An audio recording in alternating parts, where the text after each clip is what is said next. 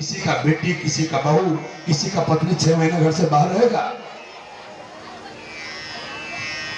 आप भागवत सुनिएगा अपने देवता के बारे में, जो पर्दा लगा हुआ काला अज्ञान का, वो भागवत कथा मिटाती है।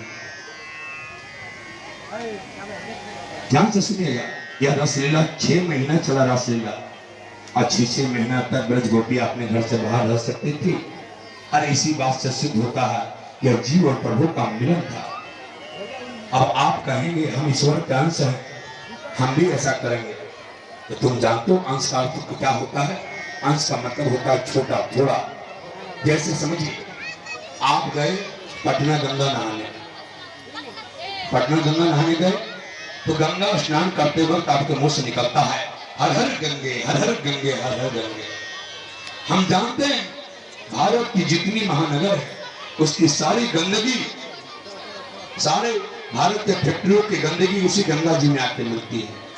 चाहे रुद्रप्रयाग हो, उत्तर काशी हो, हरिद्वार हो, देवप्रयाग हो, ऋषिकेश हो, सारा गंगा पानी जी उत्तर प्रदेश का उसी गंगा में आके मिल जाता है। फिर भी हम नहाते हैं ना तो क्या बोलते हैं? हर हर गंगे, हर हर गंगे, हर हर गंगे। क्यों? क्योंकि हम जानते हैं इन सारे नगरों की गंदगी मिल करके भी गंगा को मैली नहीं कर सकती, गंगा को गंगा नहीं कर सकती।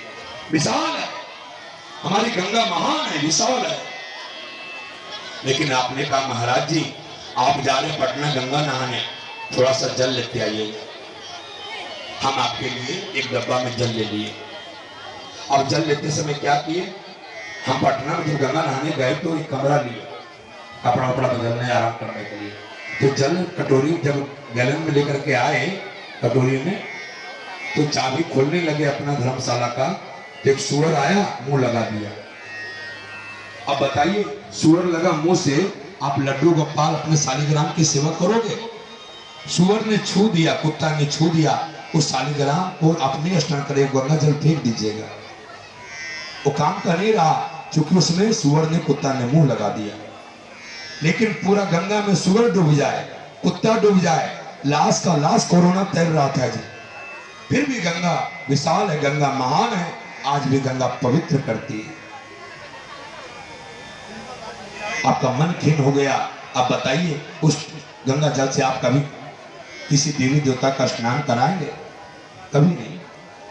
हम लोग उसी भगवान के अंश की ताकत है, जो ताकत भगवान में है ना जी, वो ताकत आप में और हमारे में नहीं है। इसलिए ईश्वर जो है वो अंशी है और हम ईश्वर के अंश हैं। अंशी होने के नाते जो कार्य ईश्वर करता है वो हम कैसे कर सकते हैं? इसलिए ईश्वर के चरित्र को मानो मैया, ईश्वर का चरित्र का वंदन करो। और दूसरी बात में आप कहेंगे एक कामी पुरुष का लीला है, नहीं, मेरा गोविंद के जैसा योगेश्वर कोई नहीं है। कृष्ण ने जो गोपियों के साथ रास किया, ये काम लीला नहीं है जी, काम को विजय पाने की लीला है।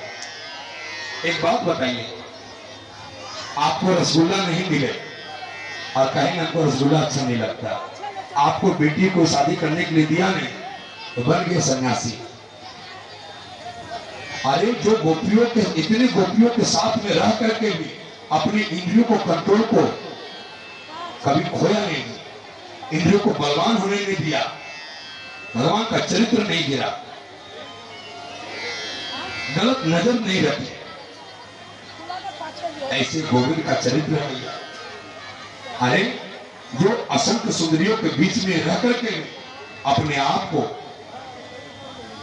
योगेश्वर भगवान है गोविंद, निष्ठिक ब्रह्मचर्य भगवान श्री कृष्ण के सिवा किसी के चरित्र में नहीं है।